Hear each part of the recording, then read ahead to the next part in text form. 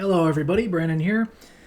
We are going to talk about Carnival of Souls, the final sessions, which is the 17th album released by Kiss, and it came out in 97. Now, I don't have too much to say about this one. This is probably going to be one of the shorter of these videos, but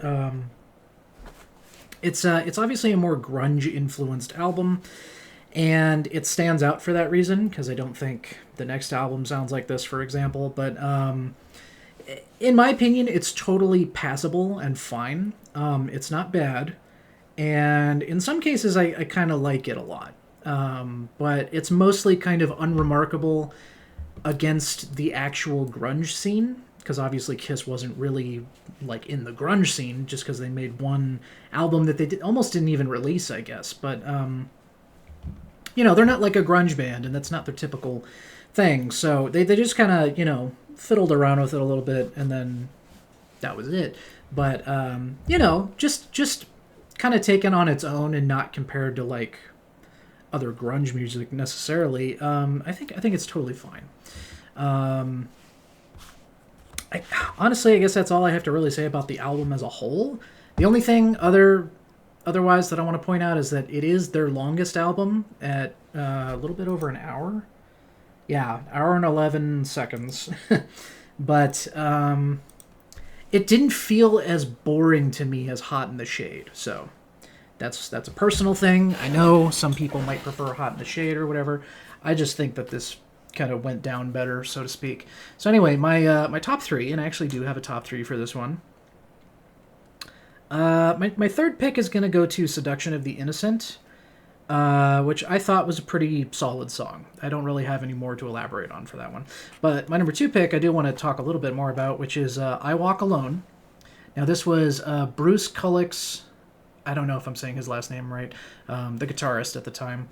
It's his only vocal track, or it's the only track that contains his vocals, as the lead singer, that Kiss ever did. And it's last on the album, and it's a really good song, in my opinion. It came out totally fine, and his vocal work is perfectly fine. So good effort on his part. This is their last album together, so after this, that's it. There's no more Bruce-led tracks from Kiss, but he did a good job, I think. And then my number one pick, which I actually don't really have much to say about at all, is Master and Slave. It really comes down to I just kind of like the instrumentation, and it's not really so much about the vocals or the lyrics in this case. It's just that simple.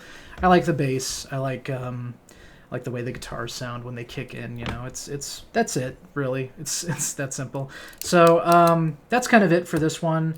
Next up is Psycho Circus, which I know for a fact one song I really like off of that one. And we're almost done. It's this and then two more out, it's Psycho Circus, not this one, but the next one. It's Psycho Circus and then two more albums, and then we're done. Unless I decide at the last minute to cover all the solo releases that the original band did, the original lineup. With Peter, Criss, and Ace Frehley, they all had individual solo albums come out. And I might talk about those last. Anyway, that's it for this one. See you guys in the next one.